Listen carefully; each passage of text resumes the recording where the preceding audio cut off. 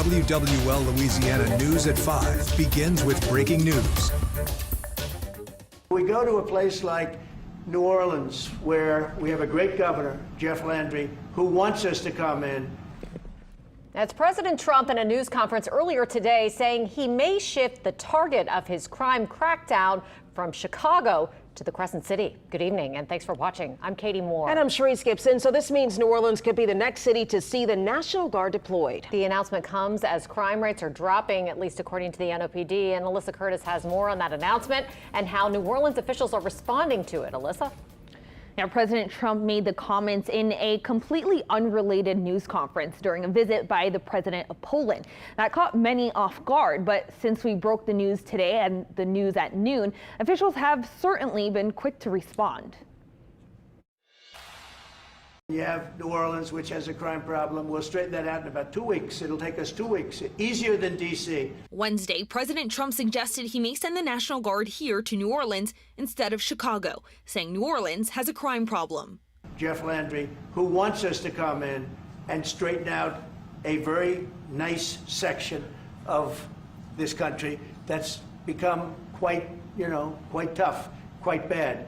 But the indication that crime in New Orleans is out of control isn't accurate. A recent report from the NOPD shows the crime in New Orleans is dropping. As of August 30th, there have been 73 murders, down 22% from last year. In total, NOPD's data shows crimes against persons are down 17% compared to this time last year, and property crimes are down 21%. According to data from the Metropolitan Crime Commission, as of August 31st, homicide numbers in New Orleans are the lowest they've been since 2019. The NOPD and the mayor are praising their collaborations with federal partners for the decrease, but their joint statement about President Trump's announcement didn't really take a stance on whether they would welcome a National Guard deployment. They said in part, quote, "Our federal and state partnerships have played a significant role ensuring public safety, particularly during special events for a world-class city. Our statewide leaders are also weighing in. Republican Senator Bill Cassidy says more boots on the ground deters crime, but stationing the National Guard around the country isn't a long-term solution. We need a solution which includes both more boots on the ground, but also prosecutors willing to prosecute people once they've been arrested." Meanwhile, Representative Troy Carter says other federal resources would do more good. What we don't need is to have a militarization of our police department, lack of economic opportunity, poor education systems. Those are all things that we would love to have the president weigh in with us on. Someone with extensive experience with the National Guard, General Russell Honore, who led National Guard troops in New Orleans after Katrina, tells me the National Guard has been beneficial at times in New Orleans, like after the storm and after the terrorist attack earlier this year. He says while the manpower could support a police department low on numbers, the National Guard could have an impact on the immigrant population here. So the selective going to blue cities with large immigrant population, that a sanctuary city, that's strictly political. The objective to bring in the National Guard to support the local police, and let's face it, the New Orleans police is short about 700 police, and that hasn't been fixed. It's unclear yet when or even if the National Guard would be deployed. I reached out to many other local and state leaders today, and we have more of their responses on our website. And as I hear back from others, we will continue to update the story on WWLTV.com. Alyssa, thank you so much. Everyone talking about this. This appeared to be an offhand comment by the president, yet the political implications of it would be great. Yeah, so let's bring in WWL Louisiana political analyst Clancy Dubose for his take on all this. So, Clancy, thanks for being with us. Now, as Alyssa just mentioned, we have seen the National Guard for public safety reasons several times in the city since Hurricane Katrina. But this would be different. Why?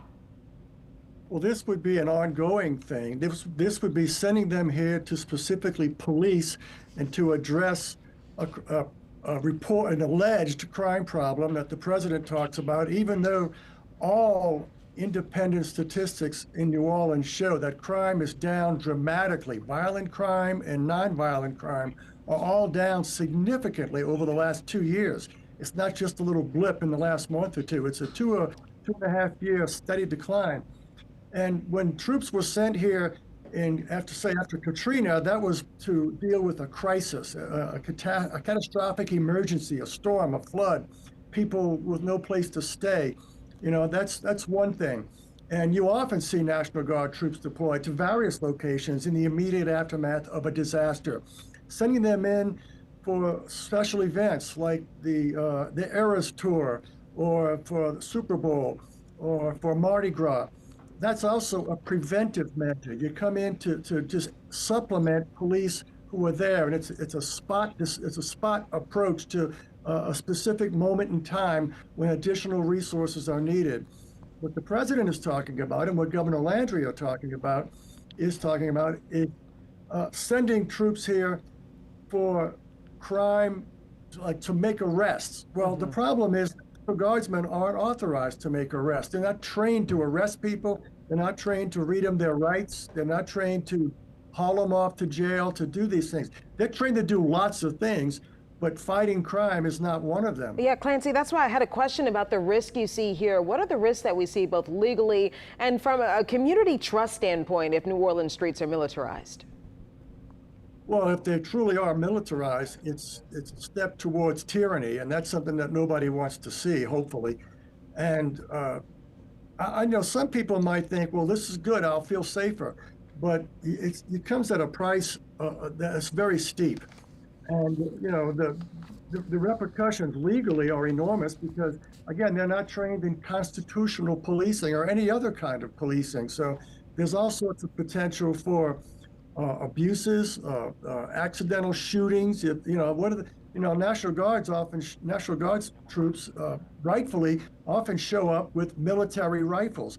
Is that what they're going to use to apprehend criminals? It's a Pandora's box. Yeah, lots of questions still. We'll have to wait and see how this plays out. And thanks so much, Clancy, for joining us with that perspective. We appreciate it as always.